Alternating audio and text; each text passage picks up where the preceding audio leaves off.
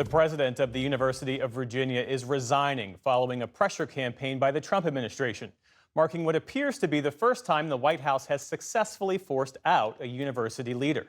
James Ryan announced his departure today amid a Justice Department investigation into UVA's diversity, equity, and inclusion efforts. In a statement, Ryan said he could not fight for his job in good conscience since that would knowingly and willingly risk federal funding, student aid, and jobs for the university. For a closer look at the impact and President Trump's broader battle with higher education, we're joined by Peter McDonough, Vice President of the American Council on Education. The group represents nearly 1,600 colleges and universities. Thank you for joining us. Thank you. It appears James Ryan resigned earlier than planned amid this pressure from the Trump administration and a DOJ investigation into UVA's DEI policy. So what does this say to you about the Trump administration's influence over university governance? Well, first and foremost, I think we all can agree that universities should be receptive to thoughtful criticism, and they should be accountable when they fall short. But Congress has mandated certain types of processes. We tend to call them due process that we're supposed to be imagining everybody follows. But in terms of control over a university by the executive branch of the federal government and using the purse strings that Congress is essentially holding in terms of federal funding, there are specific rules or specific requirements or specific types of due process that is supposed to be respected and utilized when there is a question about whether a college or a university, public or private, has complied with federal law. There's nothing in our federal system of government that enables the executive branch to micromanage all aspects of a university. And there's certainly nothing that enables it to force out a leader of a college or university, public or private. Does Mr. Ryan's resignation, does this represent a tipping point in higher ed autonomy? Well, I hope it doesn't, but we should all be concerned that it may.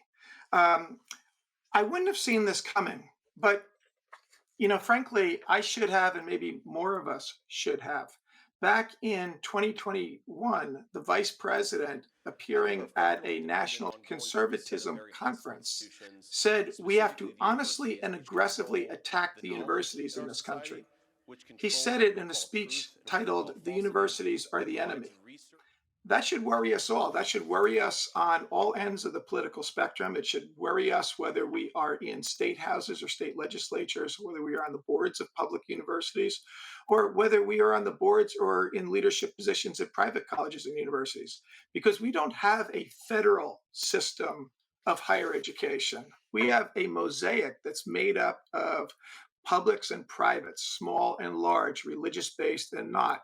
And I think we can all agree that over the decades, this mosaic of higher education has really, truly been the envy of the world. It's why people come here to go to college.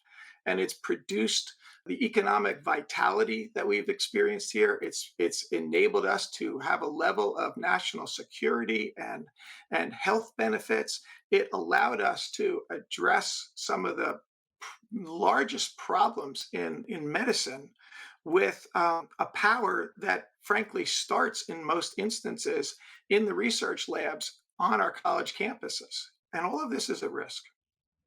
There are those who argue that James Ryan's resignation was necessary because UVA didn't fully comply with efforts to dismantle its DEI programs. Our team spoke with Ilya Shapiro with the Manhattan Institute, and he makes that point.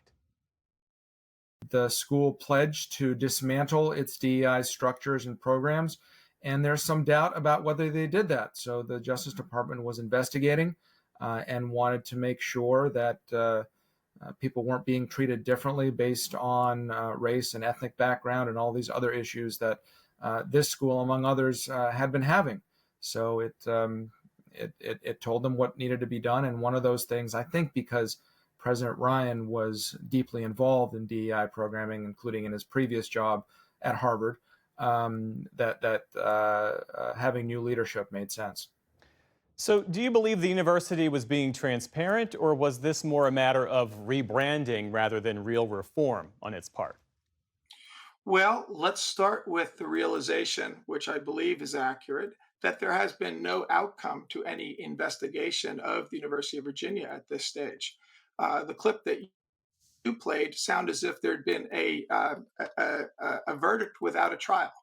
If they have a branding of DEI or a branding of inclusion or a branding of equity or even a branding of equity, it doesn't make them illegal. And it certainly shouldn't make it a mandate that the president of one of the major research universities in this country, one of the major universities in this country, part of that mosaic, must step down before there is a conclusion of an investigation. Peter McDonough with the American Council on Education. Thank you for joining us. Thank you.